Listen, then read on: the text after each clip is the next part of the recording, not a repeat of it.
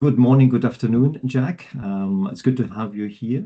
You have published a chapter in the Handbook of Health Services Evaluations recently, and it's good to talk to you here today. So tell us more about the chapter, please, Jack. Yeah, thanks, Axel, and hi, everyone. Thanks for joining us. So this chapter provides people perhaps who are less familiar with the method, but also those who have come across it with a bit more information on the standardized patient method. So it has a few different names. You might know it as mystery shopping or the simulated patient method. But essentially, this is a really exciting method we can use to try and view a health service through the lens of a consumer. So it can be quite challenging, as we're aware, to get really reliable patient-reported outcome measure or patient experience measures when they're experiencing a health service, because we can't necessarily standardize for everything.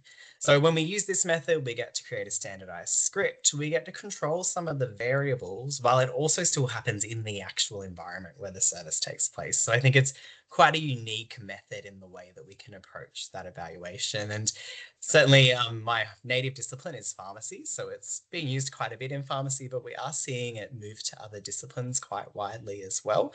And I think it's a really exciting opportunity for people who might not have come across it before. So hopefully the chapter tells them a bit about how they would approach using the method, some of the ethical considerations, which can be a little bit complicated with this type of work. But yeah, it's really exciting.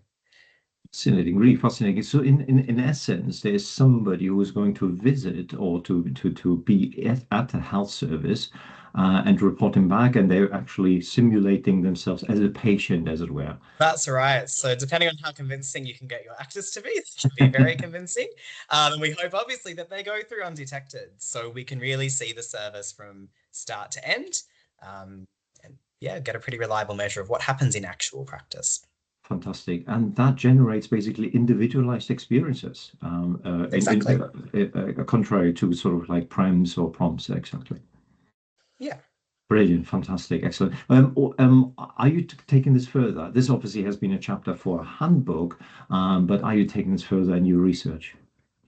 Absolutely. So I've done quite a few studies in this method already, and I'm constantly looking to new ways where even I can challenge myself and extend the use of the method. So I'm actually working with some colleagues internationally at the moment, which is quite exciting.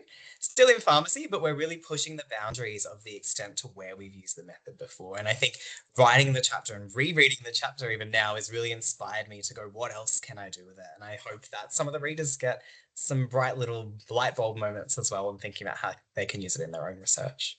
Fantastic, that's really excellent. And we should say, actually, you published this chapter using the standardized patient method in evaluation health services with your colleagues Wei Wen Chong, Rebecca Moles, and Carl Schneider. So good to talk to you. Thanks so much, Jack. Thanks very much, Axel.